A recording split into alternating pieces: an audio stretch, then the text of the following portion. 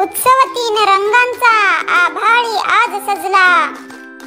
नतमस्तक मी त्या सर्वांना ज्यांनी भारत देश घडविला।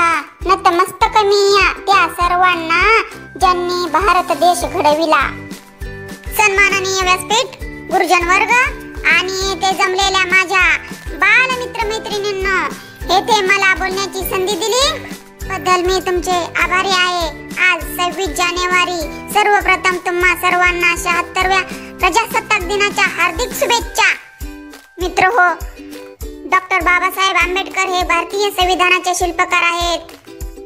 भारतीय संविधानाने सर्वांना समान हक्क व अधिकार दिलेला आहे।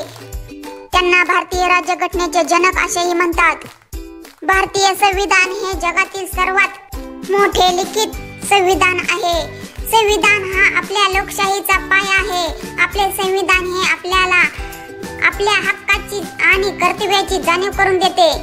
आपला भारत देश 15 ऑगस्ट 1947 रोजी इंग्रजांच्या गुलामगिरीतून मुक्त झाला।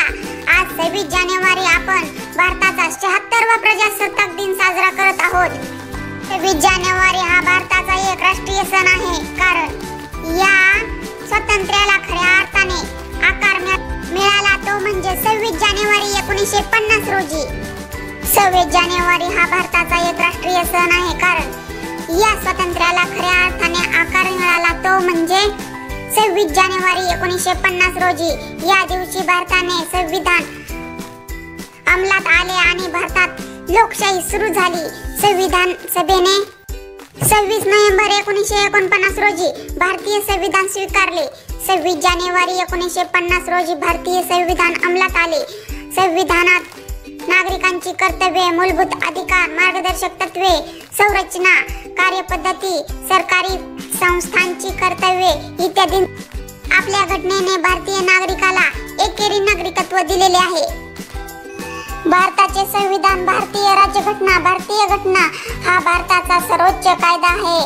हा दस्तऐवज मूलभूत राजकीय संहिता, संरचना, कार्यपद्धती, अधिकार आणि सरकारी संस्थांची कर्तव्ये आणि मूलभूत अधिकार, मार्गदर्शक तत्वे आणि नागरिकांची कर्तव्ये निर्धारित करणारी चौकट मांडते।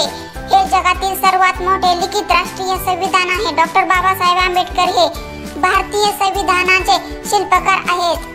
अशा या मंगल प्रसंगी मी तुमचा अधिक वेळ न घेता मी माझे भाषण संपवत आहे। जय हिंद, जय महाराष्ट्र।